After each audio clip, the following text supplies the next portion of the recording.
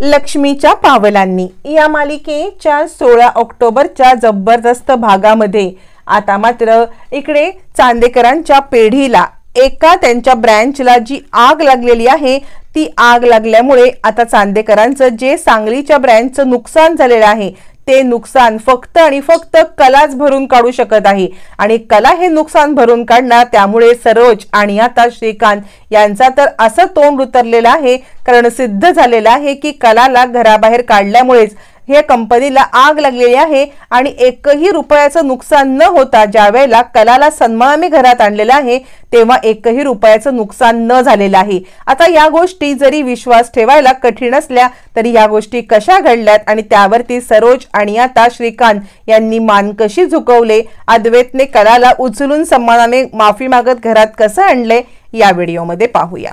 16 ऑक्टोबरच्या भागामध्ये इकडे आता कला एकटीच थंडीमध्ये कुडकुडत असते। अद्वैत तिच्याकडे पाहतो पण तरी सुद्धा तो विचार करतो की ती माज आहे या मुलीला, म्हणजे हिला या सगळ्यामध्ये इतकी थंडी वाजते तरी सुद्धा तिचा माज काही कमी होत नाहीये। तोपर्यंत सरोज आता अद्वैतला बोलवते आणि ती सांगते, खरंच मला तुझा खूप अभिमान वाटतो, म्हणजे ज्या वेळेला तू त्या मुलीशी चांगलं बोलत होतास ना तेव्हा मला वाटायचं की खरंच तू तिच्या गोडगोड बोलण्याला भुललास की काय, पण तू हे सगळं नाटक करत होतास हे काल मला समजलं। पण तू जर का हे नाटक करत होतास तर मला विश्वासात घ्यायचं होतं ना, मला सुद्धा सांगायचं होतं की काय तुझं नाटक होतं आणि हे काय होतं ते।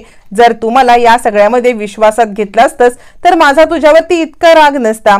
यावरती मग मात्र आता इकडे अद्वैत म्हणतो, अगं कसं आहे ना, मी तुला जर का सांगितलं असतं की मी नाटक करतोय तर हे नाटक करायला तू मला दिलं नसतंस, तू हे नाटक मला करू दिलं नसतंस आणि त्याच कारणासाठी मी हे तुला सांगितलं नाही आणि त्यामुळे तुला आत्ता हे समजतंय। यावरती मग मात्र इकडे आता सरोज सांगायला लागते, पण मला एक गोष्ट सांग, या सगळ्यामध्ये आत्ता त्या मुलीला तू आणण्यासाठी का गेला होतास, काय गरज होती त्या मुलीला जेवणाचं ताट घेऊन जायची, तिने तरी सुद्धा त्यातली फक्त पुरणपोळीच खाल्ली ना आणि बाकी सगळं ताट परत पाठवून दिलंस ना। यावरती ऋषिकेश म्हणतो, आई तुला समजत नाहीये, तिचा माज उतरवण्याचं हे एकमेव माझ्याकडे कारण होतं, म्हणजे खरं सांगू का तर तू बघितलंस ना आबा काही जेवत नव्हते, मग आता माझं हे नाटक मी पूर्ण केलं, आबांना पण जेवायला लावलं। यावरती आता इकडे सरोज म्हणते, पण तिचा माज काही कमी नाही, हा तिचा माज कमी नाही, ती या सगळ्यामध्ये बघ ना तरी सुद्धा ताट न जेवता परत पाठवलं। अद्वैत म्हणतो, काय करायचं तिच्याशी आपल्याला, आपला हेतू साध्य झालं असं म्हणत अद्वैत आणि सरोज कलाबद्दल आता बोलत असतात आणि अद्वैत मात्र सांगत असतो की तू जास्त विचार करू नकोस। तोपर्यंत इकडे आता रजनी येते आणि कला तू स्वतःला त्रास करून घेऊ नकोस, मला असं वाटतंय की तू दिवसभर उभी आहेस, या सगळ्याचा तुला त्रास होईल, पण नंतर त्या सगळ्यामुळे तू असा विचार कर की या सगळ्यामध्ये आता तरी तू स्वतःच्या तब्येतीचा विचार कर। कला म्हणते, नाही मी आत्ता स्वतःच्या स्वाभिमानासाठी लढत आहे, माझी चूक नसताना जर माझ्यावरती असे काही घाणेरडे आरोप होत असतील तर मी ठरवलेलं आहे की माझा जीव गेला तरी चालेल पण मी अन्न पाण्याचा एक कण सुद्धा घेणार नाही, कारण इथे प्रश्न येतो माझ्या स्वाभिमानाचा। माझी कोणतीही चूक नसताना या घराच्या भल्याचा मी विचार करत असताना जर माझ्यावरती असे काही घाणेरडे आरोप होत असतील तर त्याच्याबद्दल मी निषेध केला नाही ना तर माझा स्वाभिमान कुठेतरी माझा दुखावला गेलाय आणि मी स्वतःच्या नजरेतच पडेन। असं म्हटल्यावरती आता इकडे रजनी म्हणते, मी खरं सांगू का, या घरामध्ये आपल्या माणसांना आपल्याबद्दल काय वाटतंय काय नाही वाटत हे महत्वाचं आहे आणि मुळातच ज्या वेळेला आपल्याला समजतं की आपल्याच माणसाला आपल्याबद्दल काही वाटत नाही त्यावेळेला जे दुःख होतं ना ते दुःख तू मला विचार, मला सुद्धा या सगळ्याचा अनुभव आहे।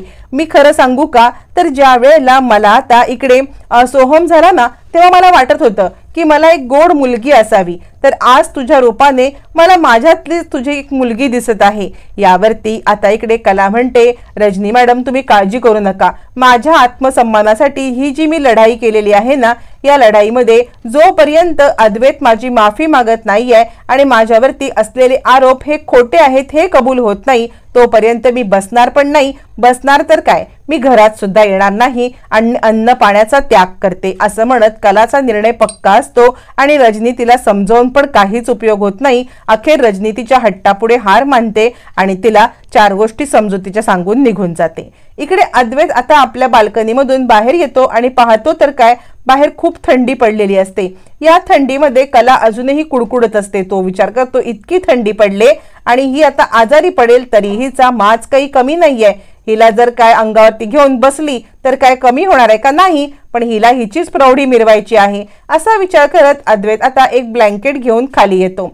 ब्लँकेट घेऊन तो आता कलाला ते ब्लँकेट देऊ करतो आणि हे बघ, हे माणुसकीच्या नात्याने करतोय, इथे तुझ्या जागी दुसरं कुणी असतं ना तरी सुद्धा मी हेच केलं असतं असं म्हणत या सगळ्यामध्ये कलाला तो पुन्हा एकदा डॉमिनेट करतो आणि तू तुझ्यासाठी खास काही करत नाहीये, मी हे फक्त आणि फक्त माणुसकीच्या नात्याने करतोय असं सांगतो। त्यावरती कला सांगते तुझं माणुसकीचं नातं तुझ्याकडेच ठेव, ज्या स्त्रीला तू असे आरोप करतोस, ज्या बायकोला लग्न करून घरात आणलंस तिच्यावरती घाणेरडे आरोप करतोस, घाणेरडे आरोप झाल्यावरती स्वतः ऐकून बसतोस, तर मी माझ्यासाठी जी लढाई उभारलेली आहे ती मी अजिबात बंद करणार नाही। ज्या माणसाला माझी किंमत नाही त्या माणसाने आणलेली एक गोष्ट सुद्धा मला नकोय, निघून जातो इथून असं म्हणत कला आता त्याने आणलेली ब्लँकेट पण घेत नाही आणि रात्रभर थंडीत कुडकुडत काही न खाता पिता आपल्याला न्याय मिळावा यासाठी तिने आता आंदोलनच केलेलं असतं। तोपर्यंत दुसऱ्या दिवशी घरामध्ये सगळ्या जणांचा चहा नाश्ता चालू असतो आणि त्याच वेळेला इकडे आता श्रीकांतला फोन येत असतो। सरोज सांगत असते की हे बघा, आपल्याला आपल्या देवी आईची जी स्थापना होणार आहे किंवा तिची जी पूजन आहे त्यासाठीची सगळी तयारी करायला पाहिजे आणि त्यासाठी जे काही सामान हवे ते प्रत्येकाला यादी करून दिलेली आहे। कुणीही या सगळ्यामध्ये हलगर्जीपणा करायचा नाहीये, ज्याला जे काम दिलंय त्याने ते काम योग्य पद्धतीने करायचं आहे असं म्हणत सरोज आता सगळ्यांची कामं वाटून देते। श्रीकांतला कंटिन्यूअस कॉल येत असतो। आबा म्हणतात अरे श्रीकांत उचल की फोन, मग श्रीकांत फोन उचलतो। त्यावेळेला श्रीकांतला एक गोष्ट समजते की आपल्या सांगलीच्या शोरूमला आग लागली। श्रीकांत म्हणतो आबा, आपल्या सांगलीच्या शोरूमला आग लागलेली आहे आणि हे अचानक घडले, म्हणजे तिथे लोकांना कळलं पण नाही की ही आग कशी लागलेली आहे। यावरती अद्वैत म्हणतो मी आत्ताच्या आत्ता तिकडे व्हिडिओ कॉल करतो किंवा तिकडच्या माणसांना विचारतो की ही आग कशी लागलेली आहे। यावरती आबा म्हणतात थांब अद्वैत, काहीही उपयोग नाहीये या सगळ्याचा। यावरती अद्वैत म्हणतो आबा तुम्ही असं का बोलताय, या सगळ्यामध्ये जर अपडेट्स घेतल्या की आग कशामुळे लागले, कशी लागले, तर कदाचित मला या सगळ्यामध्ये काहीतरी मदत करता येईल ना असं म्हटल्यावरती आबा म्हणतात मी सांगतो ना आग कशामुळे लागली ती। जर घटस्थापनेच्या दिवशी तुम्ही घरच्या सुनेला, घरच्या लक्ष्मीला असं घराबाहेर ठेवताय, तिच्यावरती खोटे नाटे आरोप करताय आणि तिच्यावरती आरोप करून परत तिलाच 2 शब्द सुनावताय, असे आरोप केल्यावरती घरच्या लक्ष्मीला घरात कसं सुख नांदेल। या सगळ्यामध्ये देवी आईचा तुमच्यावरती प्रकोप झालाय आणि म्हणून तुमच्या घरावरती ह्या अशा अवकळा पसरल्यात। आतापर्यंत चांदेकरांच्या इतिहासामध्ये असं कधीही घडलेलं नव्हतं, पण त्या गोष्टी आता का घडायला लागल्यात, कारण घरच्या लक्ष्मीचा, जी लक्ष्मी या घरासाठी सगळं त्याग करायला तयार आहे, त्या लक्ष्मीचा या घरामध्ये अशा पद्धतीने अपमान होतो, तिच्यावरती घाणेरडे आरोप केले जातात जे तिने केलं नाही। या सगळ्यामध्ये तिला ते भोगावं लागतं। त्यावेळेला देवी आईचा प्रकोप होतो आणि त्यामुळे तुमच्या सांगलीच्या शोरूमला आग लागली। हे तुम्ही माझं काहीही माना, माझी अंधश्रद्धा माना, तर ज्या वेळेला तू कलाला या घरामध्ये सन्मानाने घेऊन येशील ना त्याच वेळेला तुमचं नुकसान होण्यापासून टळेल। यावरती सरोज म्हणते आबा काय बोलताय तुम्ही कधीपासून या अंधश्रद्धांवरती विश्वास ठेवायला लागलात, तिथे काहीतरी शॉर्ट सर्किट झालं असेल, तिथे काहीतरी झालं असेल म्हणून आग लागली असेल। यावरती श्रीकांत म्हणतो वहिनी मी विचारलं काय झालंय, पण तिथे कुणालाच काही कळलं नाही की आग कशामुळे लागली। यावरती आबा म्हणतात अद्वैत मी तुला सांगतोय ना, तिला घेऊन घरात ये, ज्या वेळेला घरच्या लक्ष्मीला घेऊन घरात येशील ना त्याच वेळेला ह्याचं सगळं नुकसान थांबेल। श्रीकांत पण ऐकायला तयार नसतो, सरोज पण ऐकायला तयार नसते, पण आबा आपल्या मतावरती ठाम असतात। इकडे रोहिणी विचार करत असते या आबांचं डोकं फिरलंय का, म्हणजे कसला विचार करतायत ते, कलाला घरात आणल्यावरती आग थांबणार आहे, काही चमत्कार होणार आहे का ह्या सगळ्यामध्ये, आणि कला कोण मोठी देवी लागून गेली का असं म्हणत इकडे आता सरोज, रोहिणी आणि श्रीकांत हे पूर्णपणे आबांच्या विरोधात असतात आणि आबांचं कोणतंही म्हणणं ऐकायला तयार नसतात, पण अद्वैतला आबांचं म्हणणं ऐकावं लागतं। आणि आता आबांनी दिलेला आदेश हा शिरसावंद्य मानून आता अद्वैत कलाला आणण्यासाठी बाहेर येतो। तो ज्या वेळेला कलाला आणण्यासाठी बाहेर येतो त्यावेळेला तब्बल 2 दिवस काही न खाल्ल्यामुळे, काहीही न प्यायल्यामुळे, ओलेत्यांनी अंघोळ केल्यामुळे आणि तसंच थंडीत रात्रीत कुडकुडत रात्रभर उभं राहिल्यामुळे कलाची तब्येत बिघडलेली असते. ज्या वेळेला अद्वैत खरे खरे चल आज चल असं म्हणत तिला बोलायला येतो त्यावेळेला कला पूर्णपणे चक्कर येऊन कोसळते. अद्वैत तिला धरतो आणि तो विचार करतो, अरे बापरे, आत्ता तर आबा म्हणाले होते की या सगळ्यामध्ये हिच्यामुळे देवी आईचा प्रकोप झालाय, हिच्यामुळे हे सगळं घडलंय. आत्ता जर का या सगळ्यामध्ये मी हिला घेऊन आत नाही गेलो तर आबा अजून चिडतील, हिची तब्येत बिघडली तर आबांना अजून रागवायला एक कारण मिळेल. ते काही नाही, मला आबांना रागवायला कारण द्यायचंच नाहीये, मी हिला घरात घेऊन जातो. मग बेशुद्ध पडलेल्या कलाला अद्वैत घेऊन घरात निघतो. ज्या वेळेला अद्वैत कलाला घेऊन उंबरठ्यावरती येतो आणि उंबरठ्यावरती आल्यावरती अद्वैत ज्या वेळेला आतमध्ये पाऊल टाकणार तिकडे आता रजनी म्हणते, अद्वैत कलाला घेऊन आला, अद्वैत कलाला घेऊन आला. आणि दुसऱ्या सेकंदाला इकडे आता श्रीकांतला कॉल येतो. श्रीकांतला कॉल येतो आणि श्रीकांतच्या आनंदाचा पारावरच राहत नाही, त्याच्या आश्चर्याचा पण पारावर राहत नाही. श्रीकांत म्हणतो, काय काय? यावरती आबा म्हणतात, काय झालं? त्यावरती श्रीकांत सांगायला लागतो, आबा आबा हे बघा काय झालं. म्हणजे ज्याप्रमाणे सांगलीच्या शोरूमला आग लागली होती त्याचप्रमाणे सांगलीच्या शोरूमची आग विझली सुद्धा. यावरती आबा म्हणतात, काय? हे बघितलंस? कलाला घेऊन ज्या वेळेला अद्वैत आतमध्ये आलेला आहे त्याच वेळेला ही तुम्हाला बातमी आली की आपल्या शोरूमची आग विझले. यालाच म्हणतात देवी आईचा महिमा.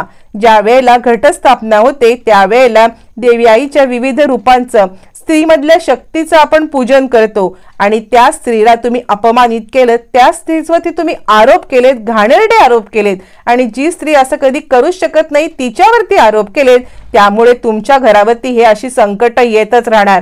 जोपर्यंत तिला तुम्ही तिचा मान सन्मान हा परत देत नाही ना तोपर्यंत तुमच्या घरावरती ही संकट येतच राहणार. आणि हे आता सिद्ध झालेलं आहे. बघितलंस ना अद्वैत, तिला घेऊन घरात आलास आणि या सगळ्यामध्ये तुझा सगळा नुकसान टळलेला आहे. असं म्हटल्यावरती मग मात्र अद्वैतला पण कुठेतरी विचार येतो की आबा म्हणतात ती गोष्ट खरी असेल का. तोपर्यंत कलाला शुद्ध येते. कलाला शुद्ध आल्यावरती कला उठते आणि नाही, मी इथे कशी काय आले, इथे मी येऊच शकत नाहीये, मला बाहेर जायला पाहिजे. आबा म्हणतात, पोरी तुला बेशुद्ध पडली होतीस, अद्वैतने तुला इकडे आणलंय. कला म्हणते, तरी सुद्धा मी इथे येणार नाही, कारण मी माझ्या स्वाभिमानासाठी जो काही पण घेतलाय तो मी सोडू शकत नाही. जर या घरामध्ये माझ्यावरती अशा प्रकारचे आरोप होत असतील किंवा या घरातून अशा पद्धतीने जर मला वागणूक मिळत असेल तर मी माझा स्वाभिमान सोडणार नाही, मी माझं व्रत तोडणार नाही. जे काही आहे ते मी आधी सांगितले त्याचप्रमाणे होईल. ज्या वेळेला अद्वैत माझी माफी मागेल, माफी मागून माझ्यावरती केलेले आरोप खोटे आहेत हे बोलेल आणि ते बोलून सन्मानाने जेव्हा मला घरात घेऊन येईल तेव्हाच मी घरात येणार, असं म्हणत कला तडक बाहेर येते. रजनी, आबा आणि घरातली सगळी मंडळी तिला समजवायला बाहेर येतात. रजनी म्हणते, कला तुझ्या अंगात त्राण नाहीये, हे बघ चक्कर वगैरे आली, तुझी तब्येत बिघडेल आणि आत्ता तू असं करू नको, आत्ता तरी आत चल. कला म्हणते, नाही, आत्ता जर मी आत गेले ना तर मी हे जे काही माझ्यासाठी हे केलेलं आहे, माझ्यासाठी हे जे काही ठरवलं आहे ते पूर्णपणे फेल होईल आणि मला ते करू द्यायचं नाहीये. यावरती आता इकडे माजोर्डी सरोज म्हणायला लागते, काय ग, आत्ता तू पडणार होतीस चक्कर येऊन, अद्वैतने तुला या सगळ्यामध्ये आतमध्ये आणलं, अद्वैतने आतमध्ये आणलं, मस्त एसीची थंडगार हवा खाल्लीस, मस्तपैकी पाणी बिणी पिलंस आणि या सगळ्यामध्ये आता नाटकं करत इकडे आलीस का? तुझी गरज पूर्ण झाली, पुन्हा तुझं व्रताची नाटकं करायला तू इकडे आलीस, असं म्हणत इकडे आता सरोज कलाला पुन्हा बोलण्यासाठी सज्ज असते. त्यावरती कला म्हणते, सरोज मॅडम तुम्हाला जे वाटायचं ते वाटू दे, पण माझ्यासाठी मी घेतलेलं माझं हे व्रत मी सोडणार नाही. जोपर्यंत अद्वैत माझी माफी मागत नाही, जे माझ्यावरती आरोप आहेत ते खोटे बोलत नाही, तोपर्यंत मी घरात येणार नाही. कला खूप हट्टाला पेटलेली असते आणि कला काही आत जायला तयार नसते. इकडे आता रोहिणी सरोजचे कान भरत असते आणि ती सरोजला म्हणते, बघितलंस सरोज वहिनी, तुझा मुलगा सुद्धा तिच्या बरोबर आधीन चाललाय बरं का, म्हणजे तुझा मुलगा सुद्धा तिला आबा म्हटले म्हणून घरात घेऊन येतोय, पण त्याला सुद्धा कलाबद्दल काहीतरी वाटत असणारच ना, आणि ही मुलगी किती आगाऊ आहे बघ तरी. या सगळ्यामध्ये आपण तिला आत नेलं, गुपचूपपणे आत राहावं की नाही, पण नाही, हिला नाटकं करायचीच आहेत, हिला ही नाटकं करायचीच आहेत, त्यासाठी ही आपल्याला त्रास देत आहे. तूच बघ आता या सगळ्यामध्ये हिचं काय करायचं ते. हिने जर का आत्ता या सगळ्यामध्ये हिचं म्हणणं खरं केलं आणि आबांच्या समोर अद्वैतला माफी मागून सन्मानाने आत न्यायला लावलं तर तुझं आणि अद्वैतचं सगळं संपलं म्हणून समज. या घरात हिचंच राज्य सुरू झालं हे तू समजून घे, असं म्हणत रोहिणी आता सरोजचे कान भरत असते. त्यावरती रजनी म्हणत असते, कला हे बघ, तू स्वतःला त्रास करून घेतलास, इथे आजारी पडलीस तर आबांना पण तिकडे त्रास होईल आणि नवरात्रीच्या दिवसामध्ये हे असे तमाशे नको करूयात. आता हे सगळं चालू असतानाच अचानकपणे पुन्हा एकदा सांगलीच्या शोरूम मधून इकडे आता श्रीकांतला फोन येतो. सगळे सीसीटीव्ही फुटेज चेक केलेले असतात, सगळ्या लोकांनी इन्व्हेस्टिगेशन केलेलं असतं, फायर ब्रिगेडला बोलवलेलं असतं आणि आग तर विझलेली असते. पण चमत्कार म्हणजे त्याला आता समजतं की या सगळ्या आगीमध्ये आपलं 1 रुपयाचं पण नुकसान झालेलं नाहीये. ज्या पद्धतीने आग लागली होती त्याच पद्धतीने आग विझली. सीसीटीव्ही फुटेज किंवा इतर कर्मचाऱ्यांच्या सांगण्यावरून ही आग कशी लागली चमत्कारिकरित्या आणि कशी विझली चमत्कारिकरित्या हे कुणालाच माहिती नाहीये. श्रीकांत फोन ठेवतो आणि आबांना म्हणतो, आबा काहीही काळजी करू नका, आपलं 1 रुपयाचं पण नुकसान झालेलं नाहीये. आबा म्हणतात, तेच मी तुम्हाला सांगण्याचा प्रयत्न करतोय. ज्या घरामध्ये घरच्या लक्ष्मीला सन्मान दिला जातो, तिचा आदर केला जातो ना, तिथे देवी आईचा नेहमी वास असतो. तिथल्या लोकांना आरोग्य हे सगळं चांगलं लाभतं, तिथल्या लोकांची धनसंपत्तीमध्ये वाढ होते. पण तुम्ही जर लक्ष्मीचा अपमान केलात तर देवी आईचा प्रकोप तुमच्यावरती या ना त्या कारणाने सतत होत राहत असतो. तुम्हाला दरवेळेला काही ना काही अडचणी येतच राहतात. पण ही गोष्ट लोकांना समजतच नाही ना. अद्वैत, आता तरी तुला या सगळ्यामध्ये शुद्ध आली का? तुझं डोकं ठिकाणावरती आलंय का? असं म्हणत आता आबा अद्वैतची चांगलीच कानउघडणी करतात. अद्वैतला कुठेतरी आबांचं म्हणणं पटतं किंवा कुठेतरी आबांच्या तब्येतीची काळजी वाटते आणि या सगळ्यामध्ये उगाच तमाशा नको म्हणून अखेर अद्वैतने माघार घेतलेली असते. अद्वैत माघार घेतो आणि तो कलाच्याकडे येतो. खरे माझं चुकलं, मी तुझ्यावरती अशा प्रकारचा आरोप करायला नको होता, असं म्हणत तो आता चल मी तुला सन्मानाने घरात घेऊन चाललोय असं म्हणत माफी मागत आपला आरोप मान्य करत आपण चुकलोय हे मान्य करत अद्वैत आता कलाला सन्मानाने घरामध्ये घेऊन येतो. आता कला अखेर खूप थकलेली असते. तिला या घरामध्ये घेऊन आल्यावरती आबा सांगतात, रजनी पाण्याचा ग्लास आण. कलाने काही खाल्लेलं नाहीये, यामुळे तिची तब्येत बिघडलेली आहे. डायरेक्ट तिला काही खायला दिलं तर या सगळ्यामुळे तिला त्रास होईल. तिला आधी पाणी दे प्यायला आणि त्यानंतर काहीतरी ज्यूस वगैरे दिलंस तर तिला एनर्जी येईल, असं म्हणत आबा आता इकडे कलाची काळजी घेत असतात. त्यावरती चक्क रजनीच्या हातामधून ग्लास घेत आता इकडे अद्वैत म्हणतो, दे काकी माझ्याकडे ग्लास दे, असं म्हणत रजनीच्या हातामधून तो ग्लास घेतो आणि स्वतःच्या हाताने कलाला पाणी पाजतो. इकडे अद्वैतने ग्लास घेऊन कलाला पाणी पाजायचं म्हटल्यावरती सगळ्यांचे डोळे मोठे होतात. सगळेजण एकमेकांकडे टोकारून पाहत राहतात आणि आता इकडे सरोज पाहते. त्यावेळेला रोहिणी म्हणते, बघितलंस का सरोज वहिनी, तुझा मुलगा तुझ्या हातातून चालला. आतापर्यंत तो कलाला आतमध्ये घेण्याच्या विरोधात होता, कारण तिने तुला ढकललं असा त्याचाच आरोप होता. मग आत्ता त्याला नाही का वाटत की ज्या मुलीने आपल्या आईला ढकललंय त्या मुलीला मी माझ्या हाताने घरात आणलंय, त्या मुलीला मी माझ्या हाताने पाणी पाजतोय, असं त्याला काहीच वाटलं नाही का? सरोज वहिनी, बघतेस का तुझा मुलगा तुझ्या हातातून सटकत चाललाय आणि हीच गोष्ट खरी आहे. यावरती सरोज म्हणते, रोहिणी तू माझे कान भरू नकोस. हे बघ, माझ्या अद्वैतवरती पूर्ण विश्वास आहे. हे सगळं तो फक्त आणि फक्त आबांसाठी करत आहे, त्यामुळे या सगळ्यामध्ये तू माझे कान भरण्याचा प्रयत्न करू नको, असं म्हणत इकडे आता चिडलेली सरोज रोहिणीची चांगलीच कानउघडणी करत असते. आणि या सगळ्यामध्ये आता मात्र आबा म्हणतात, घरची लक्ष्मी घरात आल्यावरती घरातलं वातावरण किती प्रसन्न झालंय नाही का? यावरती रजनी म्हणते, हो आबा, म्हणजे कला घरात नव्हती त्यावेळेला या घरातलं वातावरण अगदी म्हणजे मला तर खूपच हे सगळं वाटत होतं.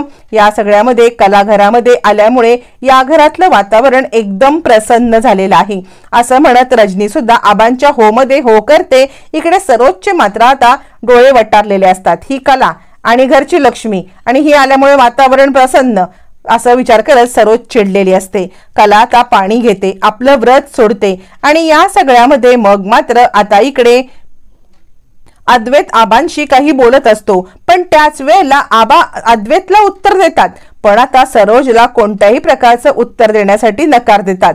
त्यावेळेला मग मात्र सरोज इकडे येते आणि ती आबांना बोलायला लागते, आबा हे काय चाललंय, म्हणजे तुम्ही माझ्यासोबत बोलणारच नाहीयेत का? यावरती मग मात्र आबा काहीच बोलत नाहीत। त्यावेळेला सरोजाता म्हणायला लागते, ठीक आहे आबा, तुम्ही ठरवलंच आहे की माझ्याशी काही बोलायचं नाही, तर मी सुद्धा आता ठरवलेलं आहे की जोपर्यंत तुम्ही माझ्याशी बोलत नाही तोपर्यंत या घरातलं कुणीही कलासोबत बोलणार नाही। असं म्हणत सरोजची काहीतरी वेगळीच खेळी चालू असते। म्हणजे आबा माझ्यासोबत बोलत नाहीत म्हणून मी कलासोबत कोणाला बोलू देणार नाही, असं तिने वेगळाच पवित्रा घेतलेला असतो। तर या सगळ्यामुळे आबा कला आता सरोजच्या पुढे झुकणार का हे येणाऱ्या भागातच कळणार।